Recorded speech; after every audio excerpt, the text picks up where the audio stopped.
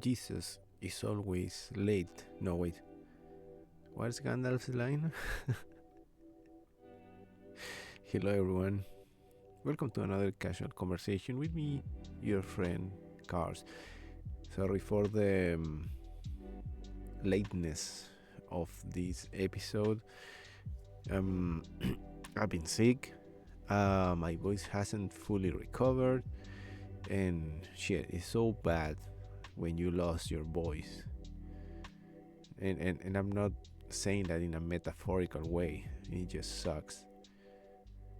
I don't know. It feels like when you are used to talk, you you lack kind of like the way of expelling out whatever it is in your brain. I wonder how mute people do that, or if it's sufficient enough. I think the most frustrating thing for me, if I couldn't talk, would be that. I mean, imagine like if you are mute, right? And nobody around you can talk sign language. That shit must be super frustrating. Like, and if you don't have anything to write on, that is one frustrating scenario. They would probably make a horror movie about that if they haven't already, since we have so many new, original, creative horror movies um, breaking records left and right, being incredibly interesting. I wish I had the chance soon to check out many of them. But anyways, since it's been quiet some time, I think I have it down the main idea. I mean, I always have the main ideas I want to talk in my episodes, but I like to develop them and ruminate over them during the episode. I just have the main ideas. But anyways, last week or this week now in English, I was talking or reflecting on Mel Gibson's The Passion of the Christ. Uh, Quite a controversial movie nowadays. We've seen it for years as kind of like this punchline or joke on violence and gore and Jesus. It's just such a strange sort of cinematic event. Now, for the appropriate disclaimer, I'm not a religious person at all. Like, at all.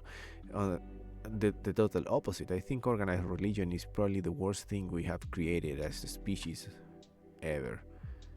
But what I do love is movies. And as far as movies goes, I'm really super open about it, to experience them, to talk about them, to give every movie like a deserved chance. I think for the mere effort of someone to create an art piece, communicational art piece, as I like to call them, as a movie, you ought to give them some, I don't know, like a fair assessment.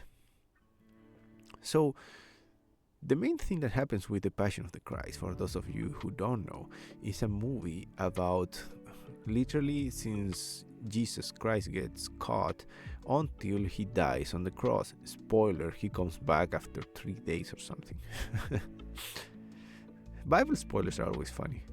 But here's the thing, this movie has become some sort of, as I said, as a punchline, because it has a way of showing what it wants to show in the most exaggerated, absurd way you can imagine.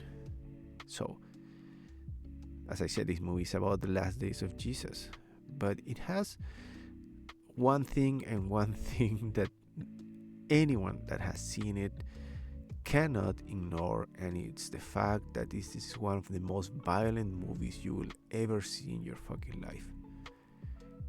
Like, I've seen every Hellraiser, even the bad ones. I don't know, Possession, The Exorcist, The Conjuring, Texas Chainsaw Massacre, The Hill Have Eyes, Saw, unfortunately. I don't know. every Friday the 13th movie will get, you name it. And there is no movie more violent than The Passion of the Christ. And here's why. Because it's oddly and extremely explicit when it doesn't really need to. Here's the thing. Watching The Passion of the Christ makes you think, at least in my case, in one thing and one thing only. I said it before. Sex and violence are two things that I always raise an eyebrow when I see it in movies. Because as I've said many times, this is a communicational exercise. Why do I want to communicate? What is the message that I want to put out there for the world? A movie is a time capsule of a message from its creators. Something that you want to say, something that you want to endure, for maybe forever. Now with digitalization and that sort of stuff, movies might as well live forever.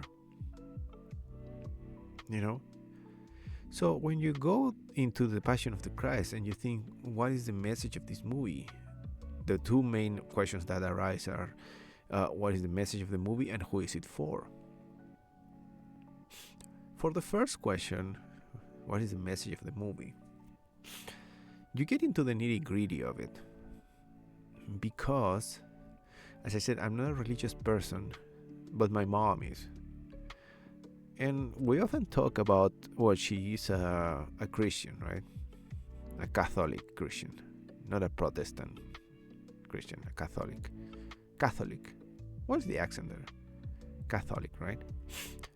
Or she believes in the Pope and shit, whatever. Here's the thing about organized religion. It sucks, right? They all do. They all do because they are exclusive, little tiny or huge boy and girls clubs. When you condition another person, another human being, into your well-being or your intentions, like when I wish you well only under the condition that you agree with me, that shit is fucked. Because even if I don't act violently towards people that think different from me, it's heavily implied that you're gonna go to hell. That contrast is the basis of so much violence and so much just human aggressiveness throughout history that it's just sickening. But there's always some good in most of them. I say most of them because probably some of them are believe some weird shit, Scientologists or whatever, those crazy ass guys. And here's why I mentioned my mom, because my mom, even though she's a Catholic, she always challenges Catholicism whenever it does something wrong. She often asks me, son, how do we understand, for example, all the pedophiles in the Catholic Church? How do we, how can we sort of understand the ugly realities of the church attached to whatever good intentions they carry? Of course, the link in there, the thing that ties everything together is the institution, the organization. Not the creed, not the ideas, but the organization. And the organization, of course, has desires and objectives of power and control, which, as I said, is the crappy part of it. So I always tell my mom, you should focus on the good stuff. You should focus on everything, the good vibes, the good things the church inspires you to do. The case of my mom, even though she's well, I don't want to say she's old, but she's older than me for sure. She does volunteer work, she prays for others, she has a bunch of good intentions. So I tell her, just focus on the good intentions. And that is the thing. If I want you, if my message to you is that religion is good, I'm gonna focus on the good intentions. I'm gonna focus on the humanity of it. I'm gonna focus on the heart, the connection. You know, even if eventually you crash and burn against this roadblock, which is the religious institution. Even if you crash and burn against it, at least you live by the good intention for a while. So we go back to the passion. Is its message something that want to highlight the good things about the church? You know, or okay, not the church, but Christ himself. Me personally, I believe that Christ did exist. I think he was a guy, as many of these cult guys we've had throughout history. Caesar, Hitler, Elvis Presley, you know, Taylor Swift. He was just some charismatic, cult, cult engaging, cult. I don't know, but someone that was charismatic enough to create a following and shit, right? Of course, it's completely absurd that he was the son of God or anything. But let's say dear old Mel Gibson wanted to highlight the good things about the church or Christ. Are they in the movie? Here's where movie math can come into play. How can we see the good in Christ, the church, or maybe its followers, from a 2-hour long torture porn movie? Then you gotta work for it, I guess. And this is the most valid criticism this movie has had forever.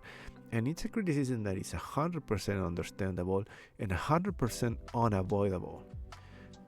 The first thing that happens to fucking Jesus is that he gets beat up. Like, this is the first 15 minutes of the movie. This shit is absurd. The whole movie is him being tortured, man.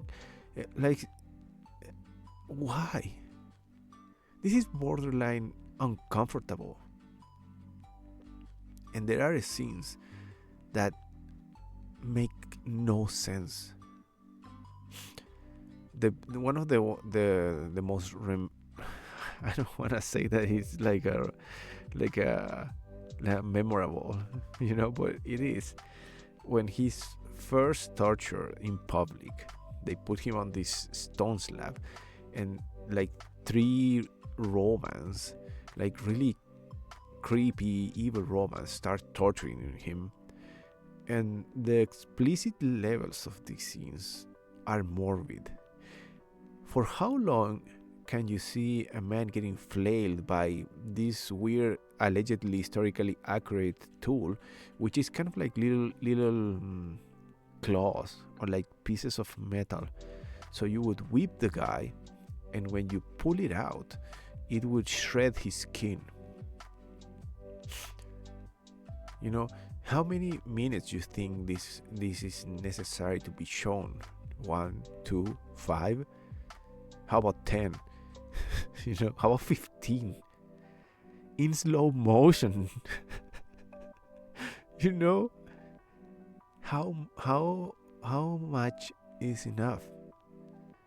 And as you see this torture porn, some thoughts come into mind. For example, one of them, you want to give every movie and every work of art its fair chance. So you go okay, probably this is realistic. It probably was.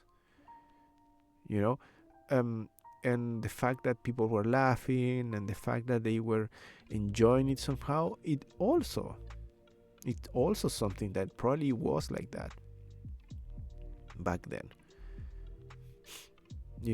Racism and discrimination was way more common than it is now, even though it's still common.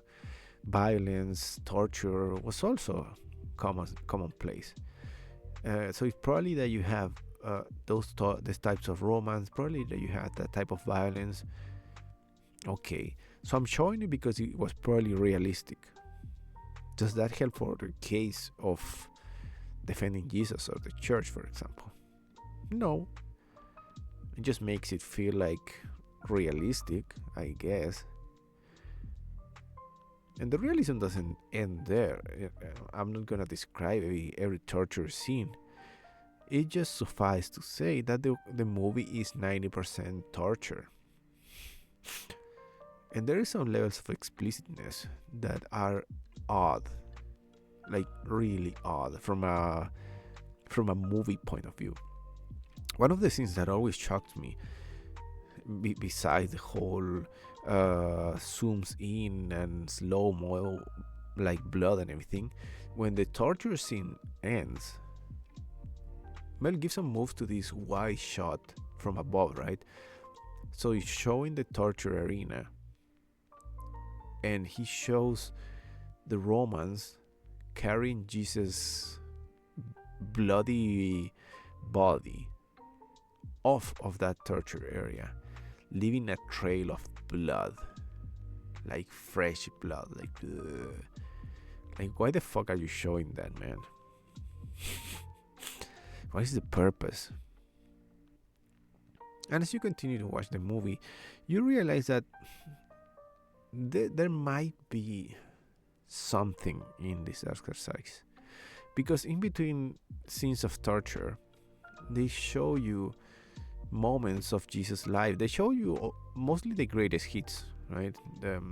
If you live in a mildly Christian country, you know the greatest hits, the Last Supper, and Judas, you're gonna betray me, or like all of that shit. Out of all of them, there's one sliver of good storytelling in this movie, which is the couple of flashbacks, really short ones, which focus on Jesus' relationship with his mom. These are the two best scenes in the movie, which show you that this movie could have been something. One of them show Jesus working on his carpentry, right? He's making a chair, and he has this really warm and normal moment with his mom. You say Mariah in English, right? No, Mary. Mariah is Mariah Carey. And they have this really normal moment, like where she goes like, "Hey, Jesus, you're working on new shit," and Jesus is like, "Yeah, I'm making this table, man. I'm a carpenter. Hey, don't stay too long, Jesus. We gotta go get some dinner." "Yeah, Mom. Thank you, Mom. I love you." That shit is actually pretty good. And then later, when he's carrying the cross, of course he keeps telling his mom not to approach him, right? Because probably could lead to the Romans torturing her or something like that. So at one point, Jesus falls on his knees, right? And they show a flashback. They show Mary seeing him, and they share this flashback to when Jesus was a kid, like let's say 8 or 9, and he falls on his knees, and Mary is there, and it's like, "Oh, son, like be careful, man, like don't fall down," like a normal mom would do to a son. She wipes his knees and goes like, "I was gonna be here to pick you up, son." And when Mary remembers that, she breaks and she runs towards Jesus, and she caresses him, and he's like, "I'm here, son." And she says the same line, I'm always gonna be here for you, son. I'm always gonna help you stand up." And I'm like, dude, this is so good. This is warmth. This is empathy. This is what sort of realistic depiction of Jesus would have been good to watch. Because as I've said, I don't believe that Jesus was the Son of God, but I believe he was a good, and you can empathize with that dude, um, and his mom love for his son. But that same scene is the main contrast of this movie, and the main thing you can see on it. You see Mary um, remembering this moment with his son, and then they cut to him, and he's a fucking mess. Blood, saliva. He's like, he has like a swollen eye, and I'm like, dude, do I really need this? It seems like when you ask yourself, what is this? What is the message of this movie? I think poor old Mel was completely devoid of creativity. This is my idea. This is my theory. He had a complete and extreme lack of creativity, and he was like, okay, I'm a hardcore Christian, man. I'm gonna show you why Christ was so cool. Look at all of this shit he endured. And like, this is really low brow. I'm sorry to say, this is like a really low brow type of communicational exercise. It is. You didn't really need to see all of that. And that is the thing. The only conclusion I can reach is that he lacked the creativity to do so. It's either that or he was really getting off on this. You know, there's another moment in the movie where I feel like he was masturbating to this shit so hard for some reason.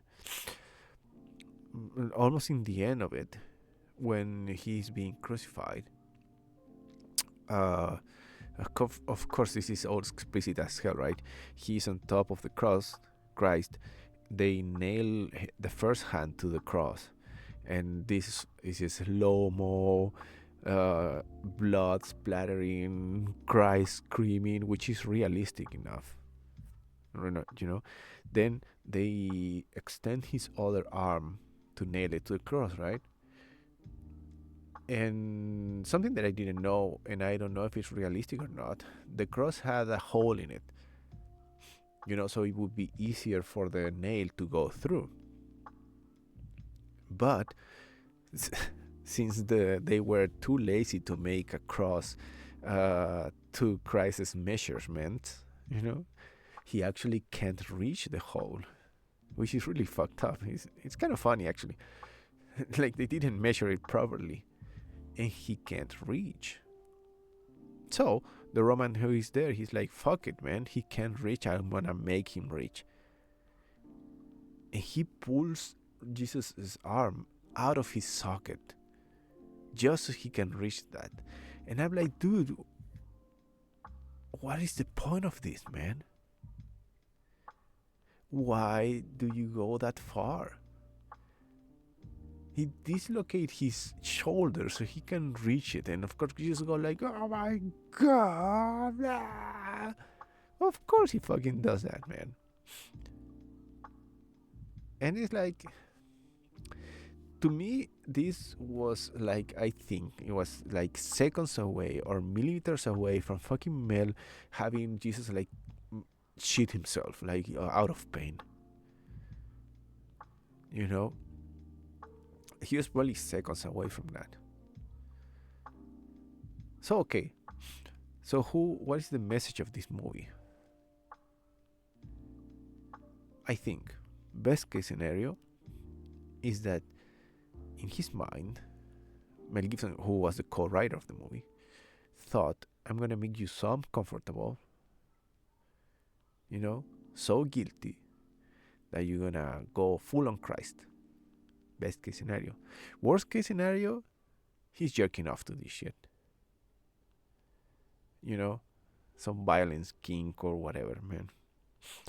But probably the middle ground for it, as a viewer of this movie, is that he's working on the metaphor of Christ suffering, because the movie begins with an extract. I think probably the Bible. Who the fuck knows? That goes like Christ suffered for you, and that's one of the main beliefs of Christianity, right? Jesus suffered for you. So I'm gonna show you how much he suffered. But then again, the real suffering of Jesus, it's really way more portrayed in other movies, like The Last Temptation of Christ. In The Last Temptation of Christ, they do this really interesting reflection, this metaphor in which they introduce the idea that the last temptation of Christ, the real temptation of Christ, was being human. The real suffering of Christ, it wasn't all the physical suffering he suffered by the hands of the what were they, like the Jews or like whatever fucking shit they Romans, whatever, who cares. That wasn't his real suffering. His real suffering was to have experienced what it means to be human, and having to lose it all, just to generate empathy from us towards his dad, God, which is kind of fucked up, but that is a way more interesting thing. Like, the last temptation of Christ was to remain human and to not ascend to godhood. That's a way more interesting thing, But sadly, as I said, this is a movie which is 90% torture porn.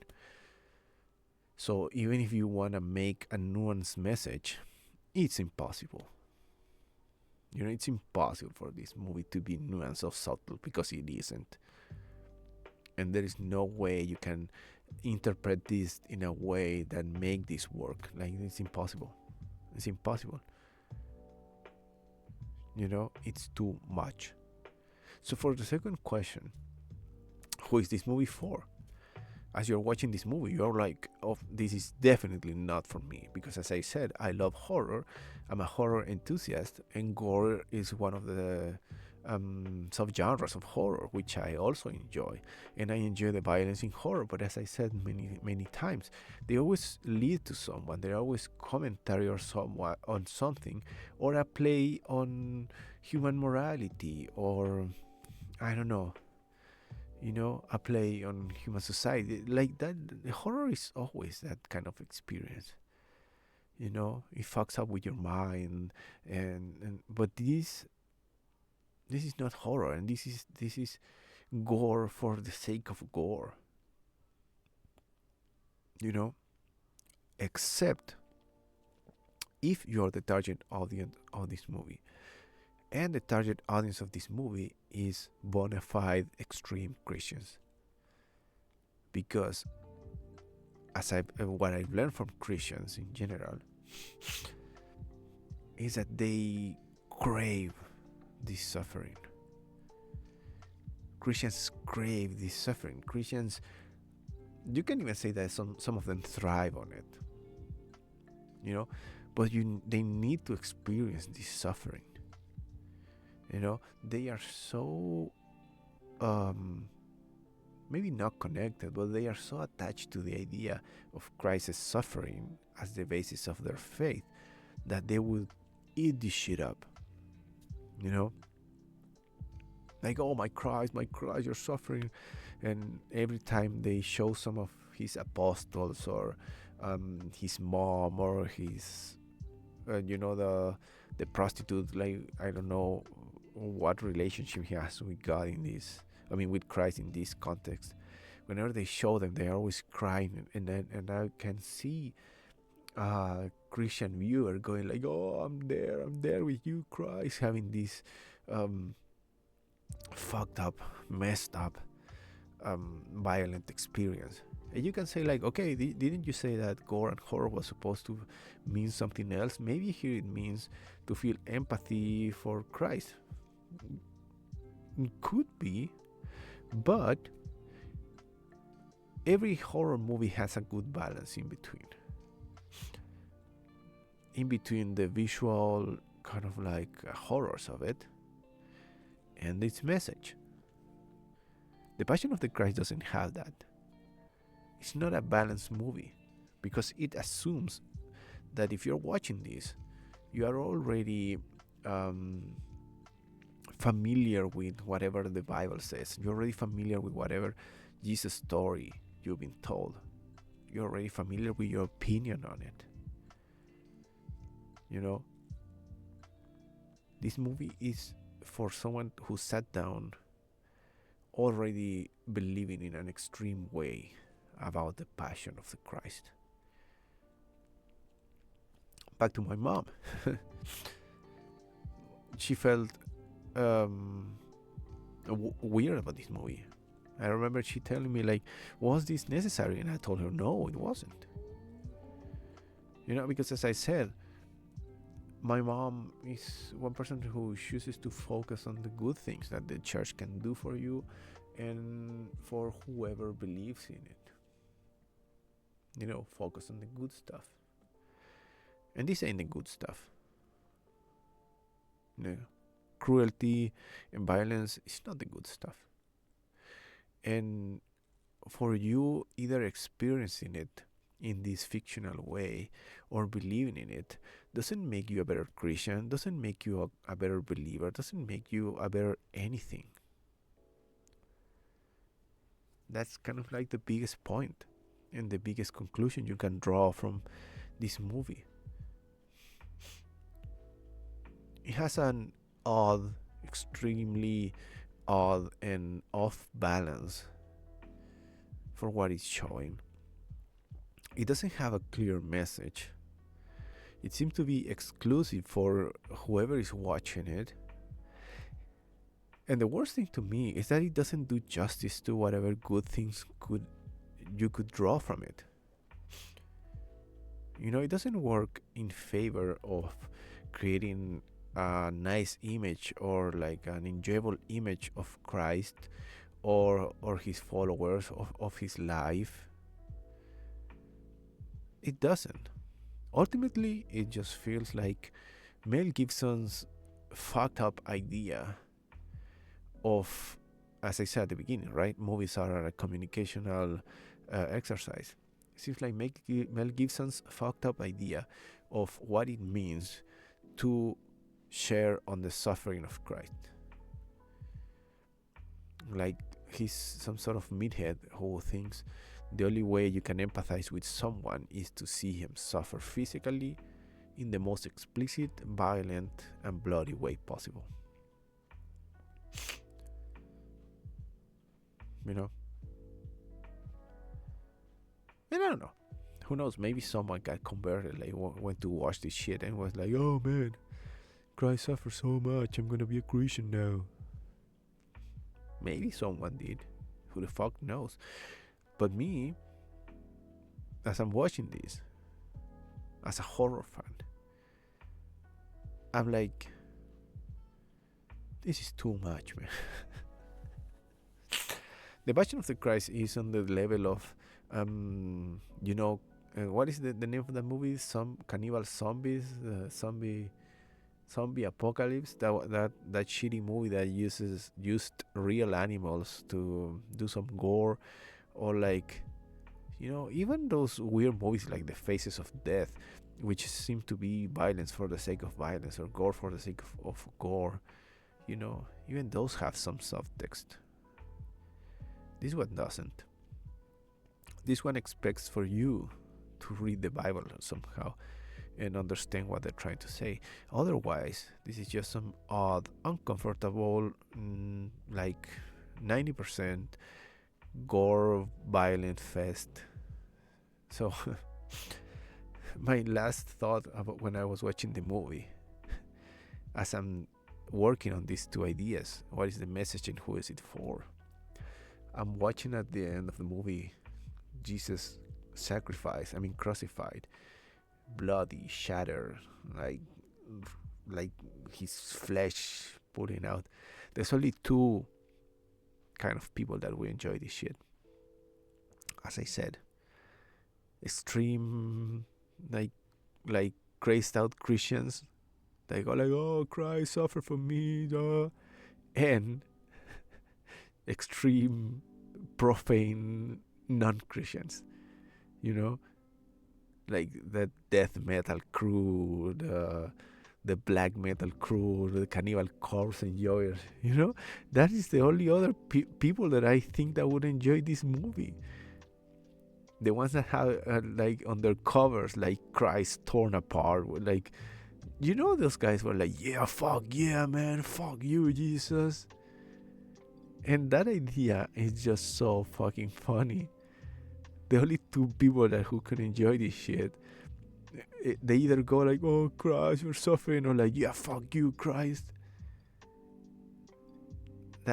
That idea is just so funny. Like, look, that is a Dayside album cover, man. That is the truth, because if you don't have subtext, if you don't have subtlety in your message, if you don't have if you don't give space and screen time in your movie to go beyond that, you can't go beyond it. So you end up with just the physicality and the absurd and extreme visuals of it. So whether you are in one of those two groups, I hope you enjoy the movie. For the rest of us, it's just some mess in any way possible. Just some mess of a message, mess of a direction. It's just a mess of a movie. But at least it's a funny curiosity for us sensible people. I wouldn't recommend it except for those of you curious enough to say to say that you've watched it, which is the same thing you can say for like the cannibal zombies, or like whatever, But anyways, that is the Passion of the Christ. Most people went crazy who participated in it. At least you can praise the fact that they went all out in it. There's like good production values, costume designs, set designs, shot location. I mean, technically and movie wise, there are some things to appreciate on it. Some performances, but at the end of the day, there's way too much torture porn in it to make anything else out of it as a conclusion. So thank you again for listening. Sorry again for the delay. Hopefully I'm gonna treat my voice a little better. If I sound a little bit coarse, it's because I'm not completely fully recovered yet. But I was gonna say I hope you all see this movie and enjoy it, but like fuck, it's not enjoyable, man. Just watch the couple of scenes of for the mom in YouTube if they are there. There's like 2 minutes of warmth and love and good intentions compared to 90 minutes of torture, rend flesh, blood splatter, screaming, I wouldn't recommend anyone to watch this movie. But if you do, let me know. I'll be glad to shoot the fat. Not Jesus is fat. Ew. Thank you for listening. And well, take care of you and others, man. Enjoy the good things in life. I don't know. Care for one another. Love thy neighbor. And see you next time. Bye bye.